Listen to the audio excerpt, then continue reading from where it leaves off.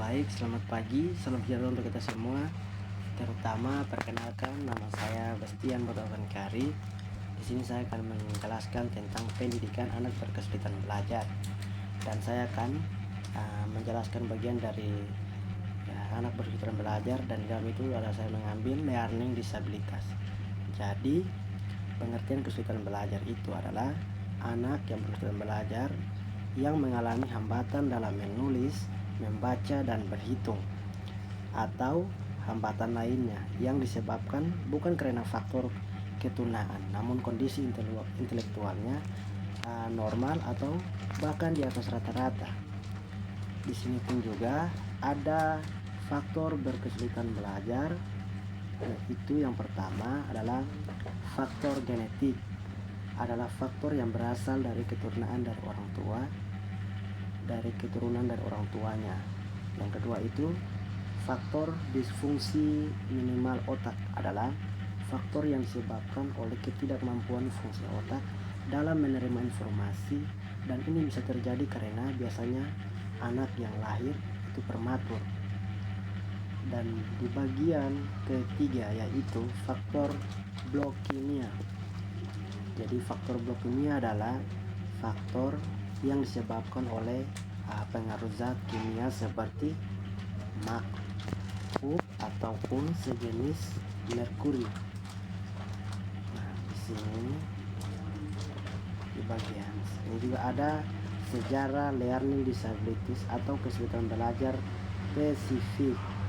Nah, jadi di dalam kesulitan belajar spesifik ini ada fase dasar 1800 sampai 1930 adalah periode di mana penelitian ilmiah dasar tentang fungsi-fungsi dan kelainan-kelainan otak, yaitu dimulai dari fase transisi 1930 sampai 1990 adalah periode di mana mulainya bermunculan studi-studi klinis tentang masalah kesulitan belajar pada anak, yaitu tentang otak tindakan dari berlahir.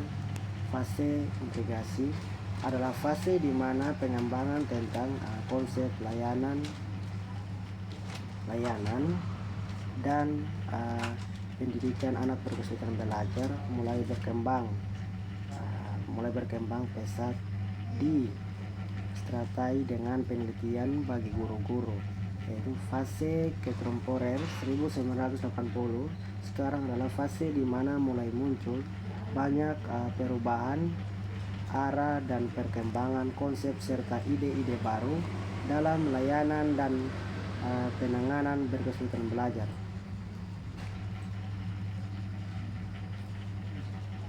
Baik, di sini juga ada bentuk-bentuk berkesulitan belajar.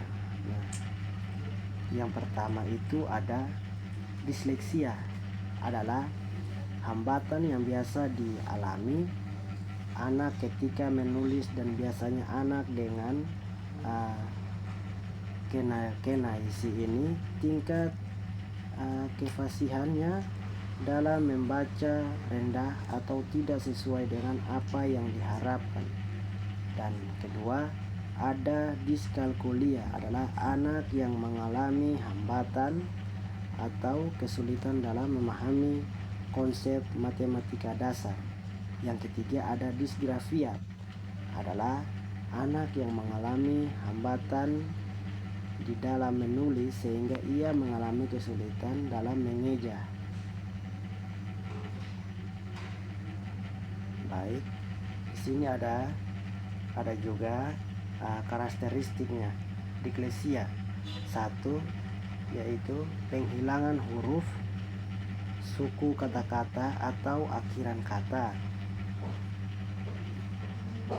Dan yang kedua itu penambahan suara atau kata dalam kalimat. Yang ketiga adalah penggantian kata atau huruf pada sebuah kata. Yang keempat itu membalikan kata-kata huruf. Yang kelima itu mengubah urutan kata dalam sesuai kalimat. Nah, ada juga disgrafia. Karakteristik disgrafia yaitu membutuhkan waktu yang lama dalam menulis.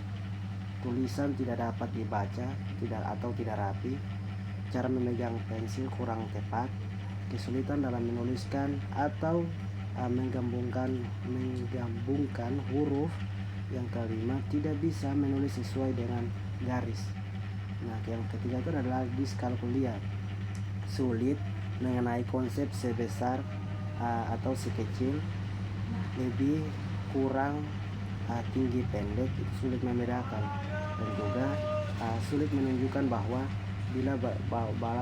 bila bagian-bagian disatukan akan menjadi satu kesatuan, sulit menyesuaikan jumlah benda dengan simbolnya. Nah, adapun kesimpulannya yaitu anak yang berkesulitan belajar bukan berarti tidak cerdas, namun mereka itu mengalami hambatan dalam suatu atau area kognitif, misalnya membaca dan menulis atau berhitung.